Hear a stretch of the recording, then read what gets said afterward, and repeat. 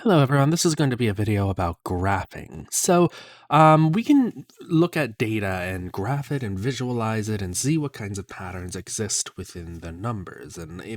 Google Sheets makes it really easy to do that, right?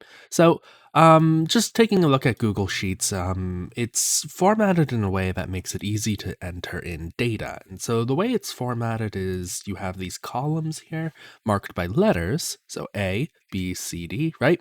And then you have these rows on the side here marked by numbers. Okay, and so the combination of a row and column will give you a cell, and you can put values inside of the cell. Okay, so for example, in this cell, A1, right, A1, you can also look at it here, A1, I have time, right, in seconds.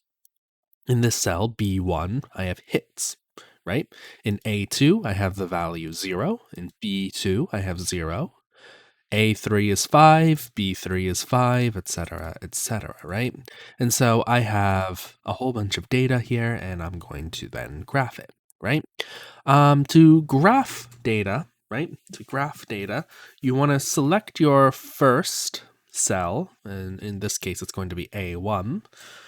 I'm going to press Control, Shift, and the right arrow key. And what that will do is it will select all of the elements from A1 to the right of it, right? And so in this case, I have selected cells A1 and B1, right? And it's reflected here as A1 colon B1, right? A1 colon B1. That's a range of cells. And so I have selected all of the cells in between A1 and B1. Okay, I can press Control Shift down then to select all of the elements, all of the cells that are underneath my previous selection, right? And so in this case, those will be all the numbers. So my selection range is currently A1 to B20.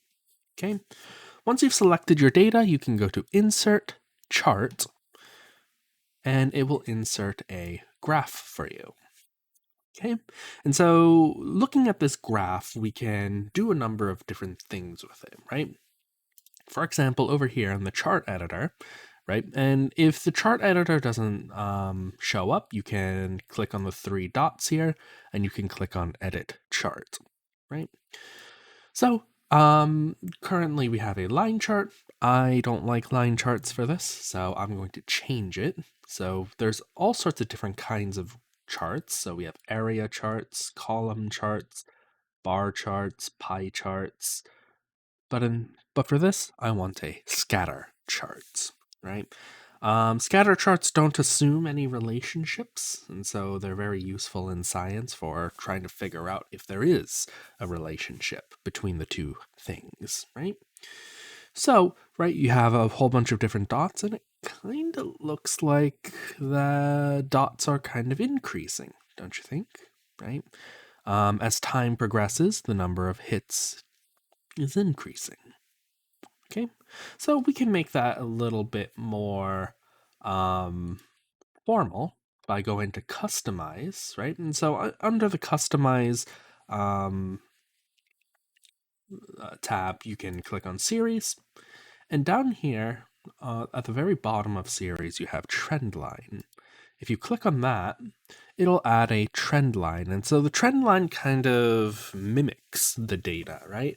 It generalizes the data, even though it's, kind of random.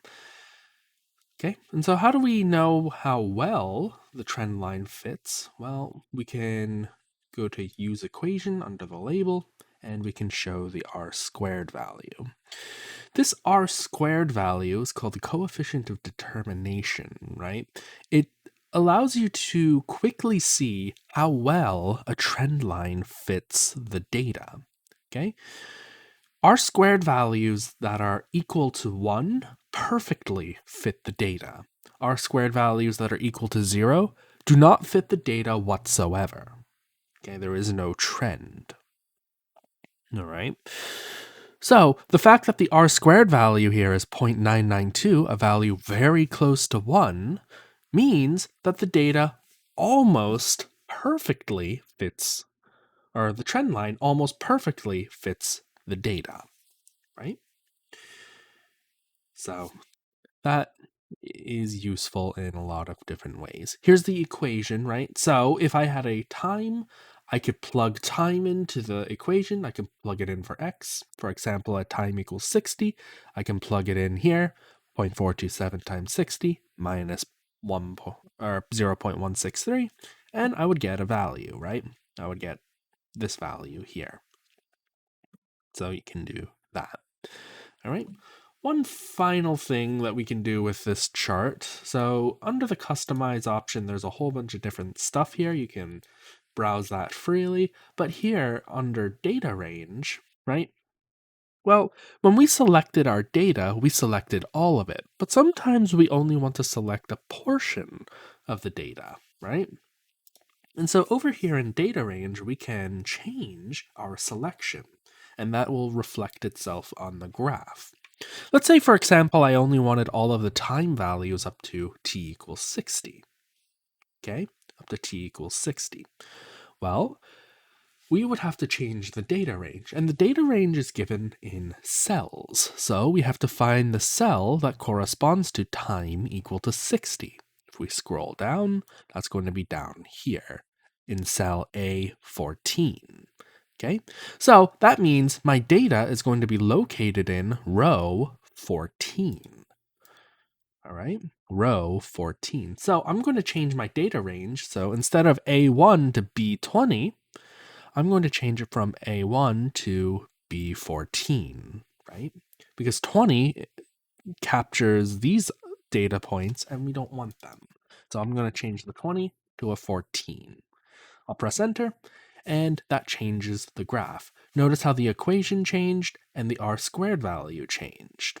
Okay, still a very good fit. Different equations for different trend lines, right? So those are the skills you'll need for graphing. Take care, everyone.